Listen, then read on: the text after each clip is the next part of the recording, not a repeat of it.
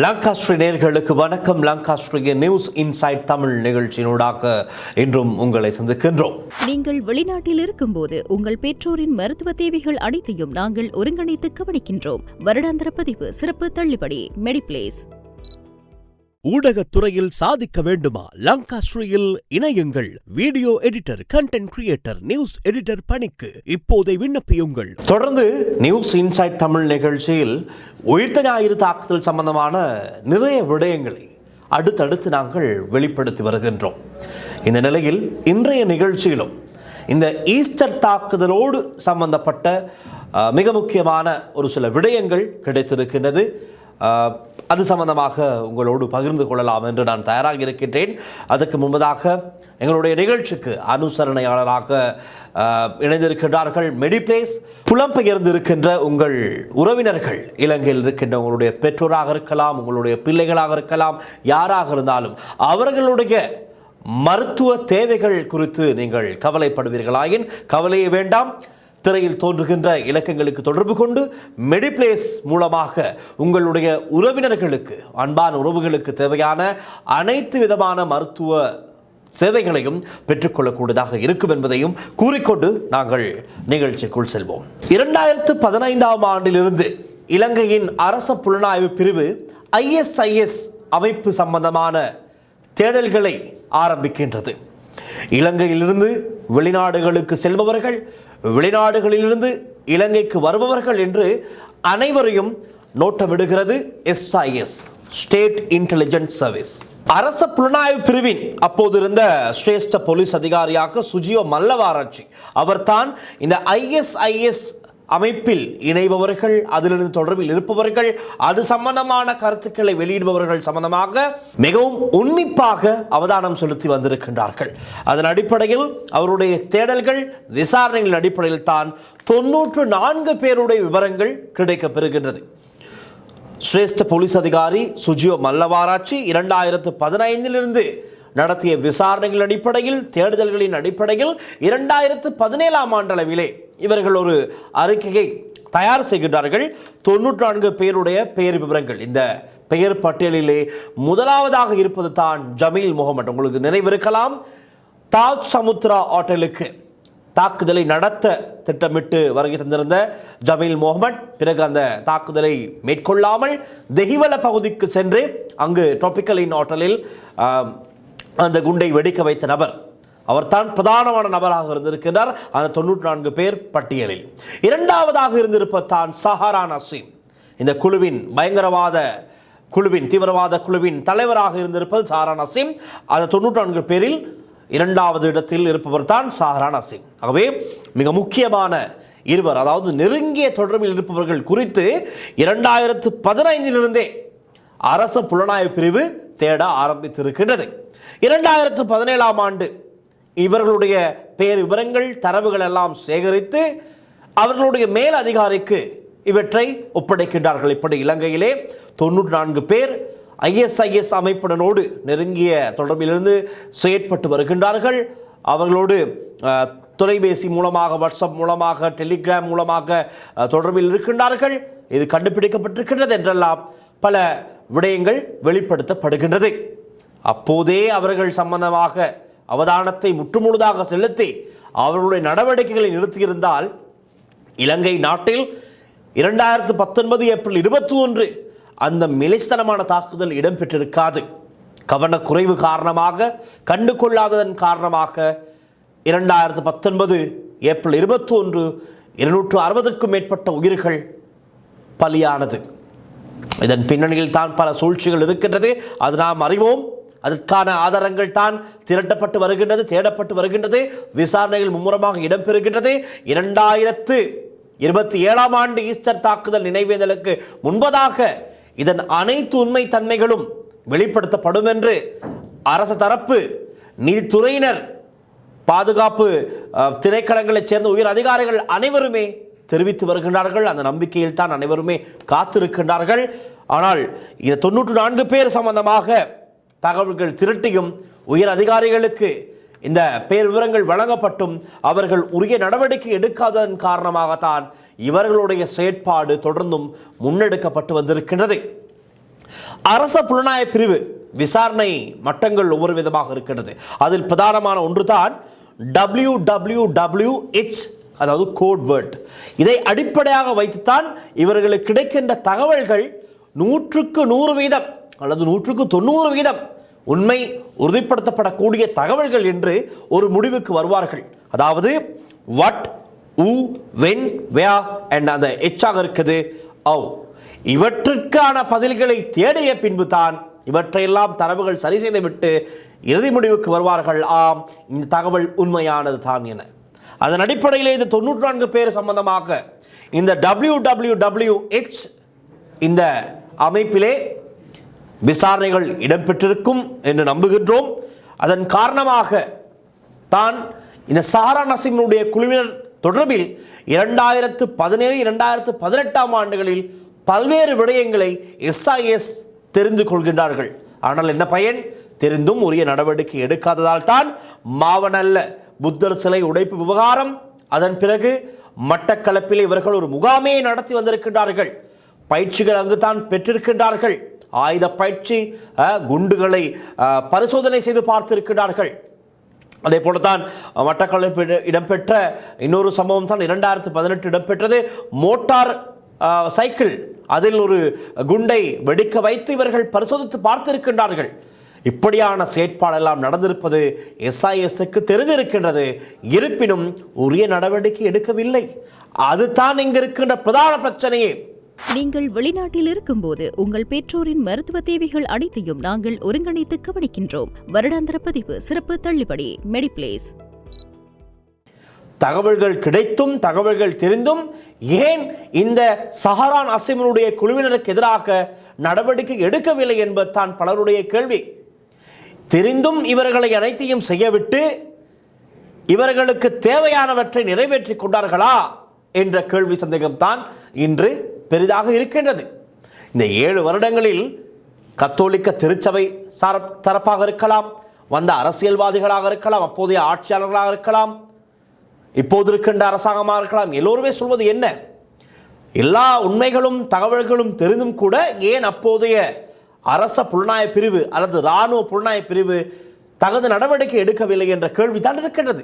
யாருடைய தேவைக்காக நீங்கள் நடவடிக்கை எடுக்காமல் இவர்களை அனைத்தையும் செய்யவிட்டு வேடிக்கை பார்த்து கொண்டிருந்தீர்கள்? இத்தான் கேள்வி. இந்த கேள்விக்கு பதில் கிடைத்தால் இந்த தாக்குதல் 2019 நிலைத்தனமான தாக்குதலின் பிரதான சூத்திரதார் யார், யாருடைய தேவைக்கு இது நடத்தவிட்டு வேடிக்கை பார்க்கப்பட்டது என்பது நிச்சயம் வெளியே வரும். அந்த உண்மையை தேடிய பயணத்திலே தான் நாங்களும் இப்பொழுது இணைந்து ஒவ்வொரு எங்களுடைய நிகழ்ச்சியிலும் இந்த ஈஸ்டர் தாக்குதலின் பின்னணி, இது எப்படி நடந்தது, யாரால் செய்யப்பட்டது, இதன் பின்னணியில் இருப்பவர்கள் யார் என்பதை ஆதாரப்பூர்வமாக தேடிக்கொண்டு ஒவ்வொரு நாளும் எங்களுடைய நியூஸ் இன்சைட் தமிழ் மூலமாக நாங்கள் வெளிப்படுத்தி வருகின்றோம். அதே போல இன்னும் ஒரு விடயத்தினை நாங்கள் பகிர்ந்து கொள்ள வேண்டும். 2019 ஏப்ரல் 21 கொழும்பு, நீர்கொழும்பு, மட்டக்களப்பு இந்த 3 பகுதிகளிலும் குண்டு வெடிப்பு சம்பவங்கள் பதிவாகின்றது. கத்தோலிக்க ஆலயங்கள், மட்டக்களப்பிலே ஒரு கிறிஸ்தவ ஆலயம், அதே போல் இங்கு இருக்கின்ற நட்சத்திர ஹோட்டல்கள், இப்படியெல்லாம் இடங்களிலும் குண்டு வெடிக்க செய்கின்றது. தற்கொலை குண்டு தாக்குதல்கள் இடம்பெறுகின்றது.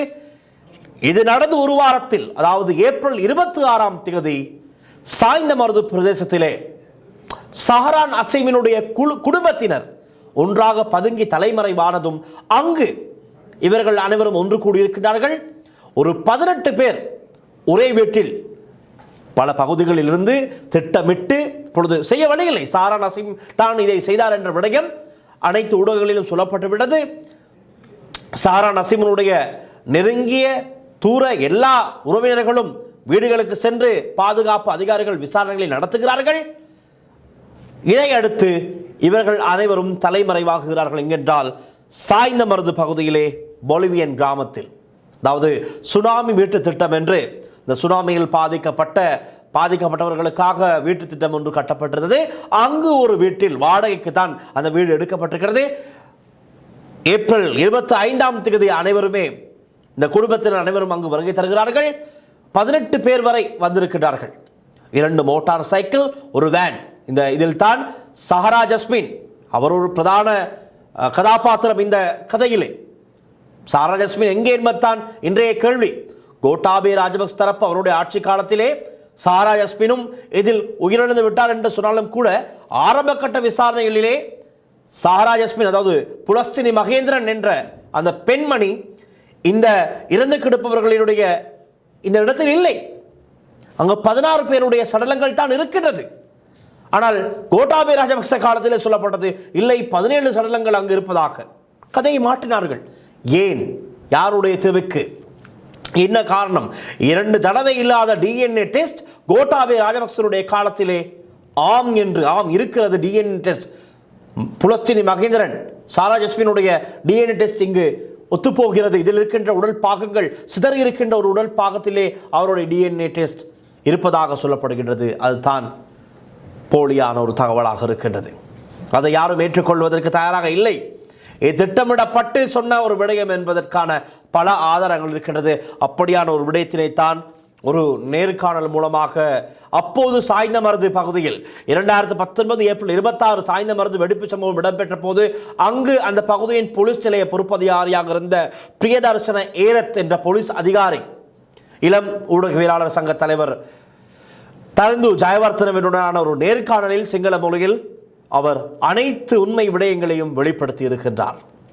அந்த நேர்காணலை பார்த்து அதிலிருந்த பல தகவல்கள் இந்த காணொளியில் நான் நிச்சயமாக சொல்லியாக வேண்டும். தமிழ் மக்களுக்கு, எங்களுடைய செய்திகளை பார்க்கின்ற தமிழ் மக்களுக்கு இதை சொல்லியாக வேண்டும் என்ற நோக்கத்திலே அவற்றிலிருந்தும் ஒரு சில தகவல்கள், அந்த பிரியதர்சன ஏரத் சொன்ன அந்த போலீஸ் அதிகாரி சொன்ன பல விடயங்களை இன்றைய நிகழ்ச்சியில் நான் சுருக்கமாக சொல்கின்றேன். நாளை நிகழ்ச்சியில் இன்னும் விவரமாக பார்க்கலாம்.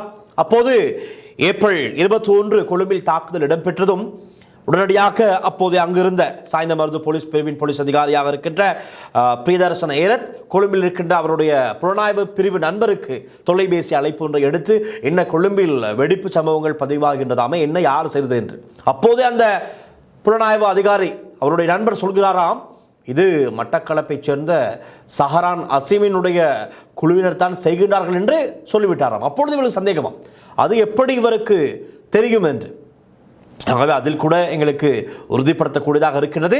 ஏற்கனவே சஹரான் அசீமினுடைய குழுவினுடைய இந்த திட்டங்கள், இந்த நடவடிக்கைகள் குறித்து இவர்களுடைய அனைத்து விவரங்களும் எஸ்ஐஎஸ் அதிகாரிகளுக்கு தெரியும், இராணுவ புலனாய்வு பிரிவினருக்கு தெரியும். தெரிந்தும் தான் இந்த தாக்குதல் இடம்பெற்றது என்றால் அப்போதைய எஸ்ஐஎஸ் பிரிவினர் வெட்கப்பட வேண்டிய ஒரு சம்பவமாகத்தான் இருக்கின்றது. தலை குனிவு. இவ்வளவு பெரிய விஷயம் தெரிந்தும் கூட நடக்க விட்டு வேடிக்கை பார்த்திருக்கின்றார்கள். அதுதான் சம்பவம், ரைட்? ஆகவே இவருக்கு ஒரு சந்தேகம் வந்திருக்கிறது பிரியதர்சன ஏரத் அதிகாரிக்கு, போலீஸ் அதிகாரிக்கு.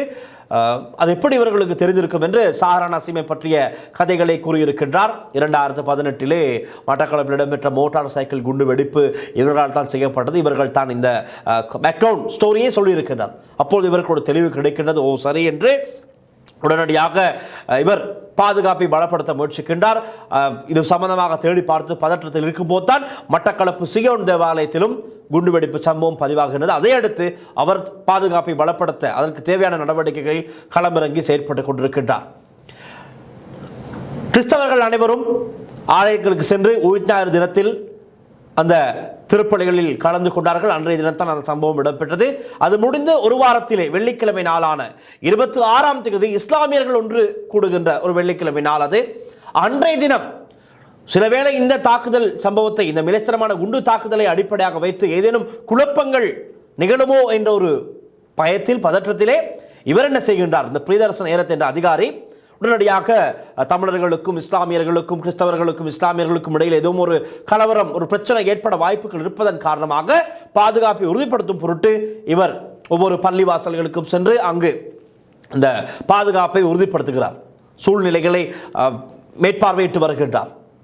ஆனால் அன்று இரவு தான், 26ஆம் தேதி இரவு தான் சாய்ந்தமருது பொலிவியன் கிராமத்திலே அந்த சம்பவம் இடம்பெறுகின்றது. அதற்கு முன்பதாக பிரியதர்சன ஏரத் அதிகாரியினுடைய உயர் அதிகாரி ஒருவர் தொலைபேசி அழைப்பு எடுத்து, பிரியதர்சன ஏரத் உடனடியாக ஃபுட் சிட்டிக்கு அருகில் வாருங்கள், ஒரு தகவல் கிடைத்திருக்கிறது, உடனடியாக நாங்கள் செல்ல வேண்டும் என்று. இவரும் உடனடியாக உண்ணாமல் கூட, பகல் மதிய உணவை உண்ணாமல் கூட உடனடியாக விரைந்து செல்லும் போது இரு அதிகாரிகள் மற்றும் இவருடைய கீழ்வேளை பணியாட்கள் அனைவரையும் ஏற்றிக்கொண்டு வாகனத்திலே செல்கின்றார்கள். சென்னல் கிராமத்திற்கு சென்று அங்கு பூட்டப்பட்டிருக்கின்ற ஒரு வீட்டை பரிசோதிக்கின்றார்கள். யாரும் இருக்கிறார்கள் என்று பார்த்தால் இல்லை. அருகில் இருப்பவர்கள் கூறுகிறார்கள் இந்த வீடு பூட்டி தான் இருக்கின்றது, நேற்று யாரோ வந்தார்கள் சென்றார்கள், இது சற்று சந்தேகமாக இருக்கின்றது பாருங்கள் என்று. அந்த வீட்டில் யாரும் திறக்காத பட்சத்திலே இராணுவத்தினர் அந்த வீட்டை உடைத்துக் கொண்டு உள்ளே பார்த்தால் சஹரான் அசீம் மற்றும் அவருடைய குழுவினர் அல்லது அவருடைய கோலையாக்கள், சஹரானுடைய கோலையாக்கள் திட்டமிட்டிருந்த இன்னும் பல தாக்குதல்களை செய்வதற்கு தயாராக இருந்த பல ட்ரோன்கள், குண்டு தயாரிப்பதற்கு தேவையான அனைத்து விதமான பொருட்களும் சென்னல் கிராமத்தில் ஒரு வீட்டிலே பதுக்கி வைக்கப்பட்டிருந்திருக்கின்றது. அதிலே தான் இருந்திருக்கின்றது சஹரான் அசீம் உட்பட குழுவினர் தாக்குதலை நடத்துவதற்கு முன்பதாக ஒரு சத்தியப்பிரமாணம் செய்து கொள்கின்றார்கள். சத்தியப்பிரமாணம் செய்து கொள்ளும்போது அவருடைய அந்த அணிந்திருந்த கருப்பு உடை, அந்த பின்னால் இருக்கின்ற ISIS கொடி, இப்படி பல விடயங்கள் அந்த சென்னல் கிராமத்திலே பூட்டியிருந்த வீட்டிலே இருந்து கண்டெடுக்கப்படுகின்றது. அதுவே ஒரு சந்தேகம் தானே. 20ஆம் திகதி ஒளிப்பதிவு செய்யப்பட்ட அந்த காணொளி அங்குதான் ஒரு லேப்டாப்பில் இருந்து ஒரு பென்டிரைவ் மூலமாக கிடைக்கின்றது அந்த காணொளி. அதன் பிறகுதான் அது விரைவாக வெளியிடப்படுகின்றது. அந்த அத்தனை பொருட்களும் அந்த வீட்டிலிருந்து கண்டெடுக்கப்பட்டிருக்கிறது. ஆகவே 20ஆம் திகதி இவர்கள் ஒளிப்பதிவு செய்த அந்த காணொளி, அந்த பொருட்கள் எல்லாமே 26ஆம் திகதி சென்னல் கிராமத்திலிருந்து கிடைக்கின்றது. அப்பொழுது பாருங்கள், கொழும்பிலே தான் இந்த விஷயங்கள் எல்லாம் நடந்திருக்கின்றது. அதுவும் ஒரு விசாரணை இடம்பெறுகிறது. அது இங்கே ஒளிப்பதிவு செய்தார்கள் என்று உடனடியாக எங்கோ ஒரு இடத்தில் பதிவு செய்யப்பட்ட அனைத்து விஷயங்களும் இந்த சாய்ந்தமருது சென்னல் கிராமத்திலே அந்த பூட்டப்பட்டிருந்த வீட்டிற்கு கொண்டு வந்து வைக்கப்பட்டிருக்கிறது. முதற்கட்ட விசாரணைகள் சொல்லப்பட்டது இந்த தாக்குதல் இடம்பெற்றது 21ஆம் தேதியாக இருந்தாலும் 20ஆம் தேதி தான் இதை கொழும்பில் வைத்தான் இதை இவர்கள் ஒளிப்பதிவு செய்திருக்க வேண்டும். பாணதுறை பிரதேசத்தில் வைத்து அல்லது எங்கோ ஒரு இடத்தில் வைத்து இதை ஒளிப்பதிவு செய்திருக்க வேண்டும். ஆனால் இந்த பொருட்கள் எல்லாம் எப்படி அங்கு கொண்டு வரப்பட்டது, யாரால் கொண்டு வரப்பட்டது என்பதும் ஒரு கேள்வியாக இருந்திருக்கின்றது. அவை பிரியதர்சன ஏரத்துட்பட விசாரணை அதிகாரிகள் உடனடியாக அந்த பொருட்களை எல்லாம் கைப்பற்றி அவற்றை உரிய தரப்பினர் பாதுகாப்பாக எடுத்து அவற்றை கைது செய்து எல்லாத்தையும் எடுத்துக்கொண்டு அடுத்த கட்ட நடவடிக்கைகளுக்கு உட்படுத்த பின்னர் 26ஆம் தேதி இரவு தகவல் கிடைக்கின்றது. பொலிவியன் கிராமத்திலே இப்படி ஒரு குழுவினர் ஒரு வீட்டிற்கு வந்திருக்கின்றார்கள். ஒரு 18 பேரளவிலே இருக்கின்றார்கள். 2 மோட்டார் சைக்கிள், ஒரு வேன் வந்திருக்கின்றது என்று தகவல் கிடைத்ததும் அதிகாரிகள் செல்லும் போது அதற்கு முன்பதாகவே இராணுவத்தினர் STF அதிகாரிகள் அந்த பகுதியை முற்றாக அவர்களுடைய கட்டுப்பாட்டிற்குள் கொண்டு வந்திருக்கிறார்கள். இவர்கள் செல்வதற்கு முன்பதாகவே இராணுவத்தினர் பொலிவியன் கிராமத்திலே அந்த பகுதிக்கு யாரும் செல்லாமல், உள்ளே இருந்து வெளியே வராமல், வெளியிருந்து யாரும் உள்ளே செல்ல முடியாதவாறு பாதுகாப்பை பலப்படுத்தி இருக்கிறார்கள். ஒரு கட்டத்தில் இந்த பொலிவியன் கிராமத்தில் இருந்த சஹரான் அசீமினுடைய குடும்பத்தினர் தங்கியிருந்த அந்த வீட்டிற்கு தள்ளிதான் இராணுவத்தினர். ஆகவே இந்த வீட்டை நோக்கி இவர்கள் இராணுவத்தினர் துப்பாக்கிச்சூட்டை மேற்கொள்ளும் போது அந்த துப்பாக்கி ரவைகள் அனைத்தும் இந்த வீட்டையும் தாண்டி இந்த போலீஸ் அதிகாரிகள் உட்பட இருக்கின்ற பாதுகாப்பு தரப்பில் இருக்கின்ற மறுபக்கம் தான் அந்த குண்டுகள் அனைத்தும் வந்து சேருகிறது. ஆகவே இவர்கள் பாதுகாப்பை கருத்தில் கொண்டு இவர்கள் கொஞ்சம் தள்ளியே இருந்திருக்கின்றார்கள்.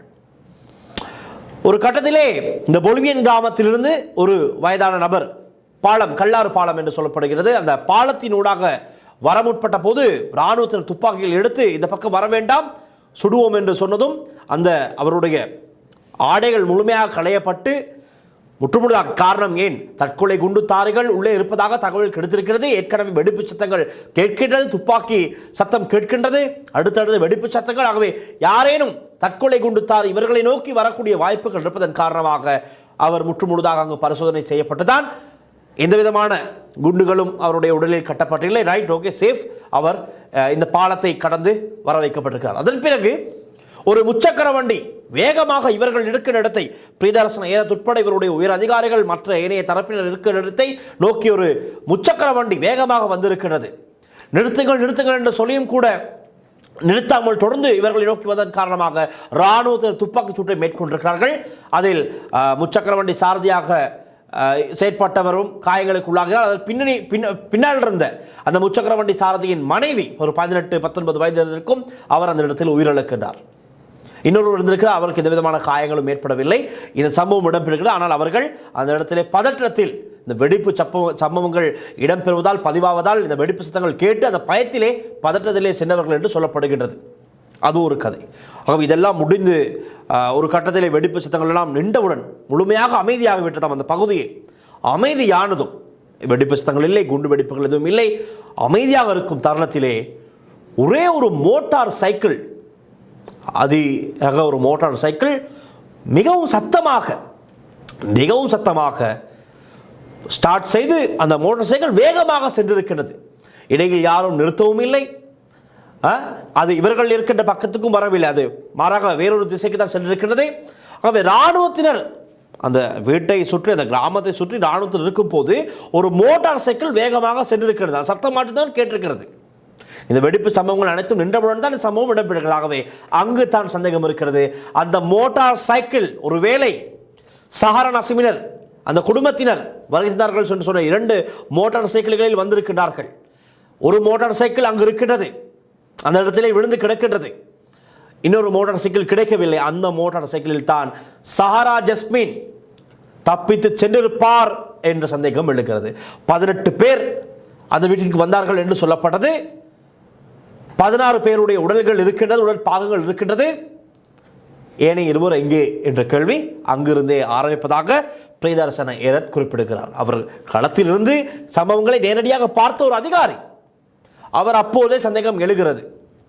இங்கு 18 பேர் வந்தார்கள் என்றால் எங்கே ஏனைய 20 எங்கே? யாருமே இல்லை.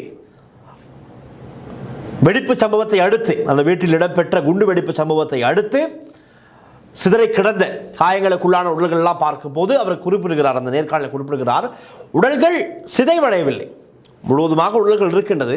அதன் அடிப்படையில் எண்ணி பார்த்தால் 16 உடல்கள் தான் அங்கு இருக்கின்றது. அந்த அவர்கள் செய்து கொண்ட தற்கொலை குண்டு தாக்குதலில் பலியான 16 பேருடைய உடல்கள் இருக்கிறது. ஏனைய ஒரு சில இடங்களில் சிறிய சிறிய பகுதிகளாக ஒரு 2 கிலோகிராம் கூட இல்லையாம் உடற்பாகங்கள். ஒரு சேர்த்தால் ஒரு 2 கிலோகிராம் தேறுகிற ஒரு பேக்கில் அவர்களுக்கு போடக்கூடியவாறான ஒரு உடற்பாகங்கள் தான் கொஞ்சமாக கிடைத்திருக்கின்றது. அது அங்கு இருந்தவர்களுடைய அந்த 16 பேரின் ஒரு சிறு சிறு பகுதிகளாக கூட இருக்கலாம் என்று தான் சொல்லப்படுகின்றது.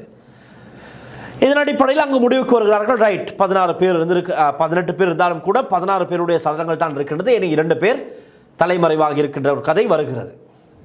ஆகவே அப்போது கூட அங்கு இன்னொரு விஷயம் நடந்திருக்கிறது, ஒரு கதை இருக்கிறது தானே. இந்த வெடிப்பு சம்பவம் இடம்பெறுவதற்கு முன்பதாக வெளியே இருந்த பாதுகாப்பில் துப்பாக்கிகளை தாங்கிக் கொண்டிருந்த 2 பேர் 5000 ரூபாய் பணத்தாள்களை, நோட்டுகளை எடுத்து வீசியிருக்கிறார்கள். அந்த பணத்திற்காகவா எங்களை காட்டி கொடுத்தீர்கள் என்று அந்த கிராம மக்கள் மீது கோபம் ஏற்பட்டு அதை வீசியிருக்கிறார்கள். ஆகவே அந்த பணம் புதிய பணத்தாள்களாக இருந்திருப்பதாக பிரியதர்சன ஏரத் குறிப்பிடுகிறார். அதுவும் ஒரு சந்தேகம் தான், புதிய பணத்தாள்களாக இருக்கின்றது, இது எப்படி இந்த இடத்துக்கு வந்தது என்று அவர் ஒரு கட்டத்தில் அவற்றை கொஞ்சம் சேகரித்து ஒரு அதிகாரி, அவருடைய கீழே இருக்கின்ற ஒரு அதிகாரி சொல்கிறார், இதை சற்று ஒழித்து வை, இதை நாங்கள் பிறகு விசாரணைக்கு எடுக்க வேண்டிய தேவை ஏற்படும் என்று மறைத்து வைக்கின்றார்கள். காரணம் என்ன நடக்கிறது, அங்கே எல்லாமே மர்மமாக இருக்கின்றதாம். இவர்கள் செல்வதற்கு முன்பதாகவே அங்கே இராணுவத்தினர் இருக்கிறார்கள்.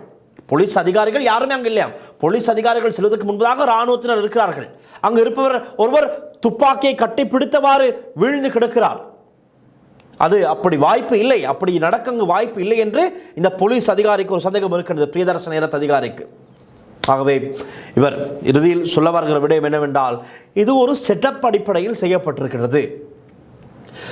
உயிரோடு இருந்த 2 அல்லது ஒருவர், சாரா ஜஸ்மின் புலஸ்தீன் மகேந்திரன் என்பவர் எப்படியோ தப்பித்திருக்கின்றார் அல்லது தப்பிக்க வைக்கப்பட்டிருக்கின்றார். அது யாருடைய தேவைக்கு நடந்திருக்கின்றது. அடுத்தது, வெளியே இருந்தவர்களை இராணுவத்தினர் சுட்டிருக்கின்றார்கள், சுட்டு கொலை செய்திருக்கின்றார்கள். ஏதோ ஒரு சம்திங் நடந்திருப்பதாகத்தான் பிரியதர்சன ஏரத் அதிகாரி குறிப்பிடுகின்றார். ஆனால் அவரிடம் யாருமே விசாரணை செய்யவும் இல்லையாம், வாக்குமூலம் சேகரிக்கவும் இல்லையாம். அண்மையில் தான் அவரிடமும் ஒரு வாக்குமூலம் பெறப்பட்டதாக அவர் குறிப்பிடுகின்றார். அவர் பல விஷயங்கள் சேகரித்து இருக்கின்றார். ஒரு 30 வருட கால அனுபவம் அப்பொழுது இருந்திருக்கின்றது. அப்பொழுது அவர் சேவையில் இருக்கும்போது ஏற்கனவே 30 வருட கால அனுபவம் அவருக்கு இருந்திருக்கின்றது. பல சந்தேகங்கள் எழுந்திருப்பதாக குறிப்பிடுகிறார். சாரா ஜஸ்மின் தப்பித்து விட்டார் என்று தான் இவரும் அந்த சம்பவங்கள் எல்லாம் நேரடியாக பார்த்த இந்த போலீஸ் அதிகாரியும் தெரிவிக்கின்றார். கோட்டாபய ராஜபக்ச காலத்திலே இந்த டிஎன்ஏ பரிசோதனை, சாரா ஜஸ்மின் சம்பந்தமான டிஎன்ஏ பரிசோதனை செய்வதற்காக கொழும்பிலிருந்து வருகை தந்த அதிகாரி முதல் நாளே குறிப்பிட்டு விட்டாராம். இப்படி சொடக்கு போட்டு சொன்னாராம், பாருங்கள் நாளைக்கு சாரா ஜஸ்மினுடைய டிஎன்ஏ கிடைக்கும் என்று சொன்னாராம். அப்படி என்றால் இதெல்லாம் முன்கூட்டி இந்த அதிகாரிகளுக்கு தெரிந்திருப்பதாகத்தான் பிரியதர்சன ஏரத் அதிகாரி குறிப்பிட்டிருக்கின்றார். ஆகவே இன்னும் பல விஷயங்கள் அவர் குறிப்பிட்டார். இன்றே பேசிவிட்டால் நேரம் போதாது. நாங்கள் நாளைய நிகழ்ச்சியிலும் இன்னும் விவரமாக அப்போது சாய்ந்தமருது போலீஸ் நிலைய பொறுப்பதிகாரியாக செயற்பட்ட போலீஸ் அதிகாரி பிரியதர்சன ஏரத் இன்னும் என்னென்ன விடயங்களை சொன்னார். 7 வருடங்களுக்கு பிறகு இவர் வாய் திறந்திருக்கின்றார். மிக முக்கியமான ஒரு சாட்சியாளர் இந்த விஷயத்தில். ஒரு பக்கம் அசாத் மௌலானா பிரதான சாட்சியாளர், மறுபக்கம் இப்படியான அதிகாரிகள், இதுவரை வாய் திறக்காத போலீஸ் அதிகாரிகள் இப்பொழுது வாய் திறக்க ஆரம்பித்திருக்கின்றார்கள். பொது வெளியிலே சாட்சிகளை சொல்ல ஆரம்பித்திருக்கிறார்கள். அவர்களுக்கு நம்பிக்கை இருக்கின்றது.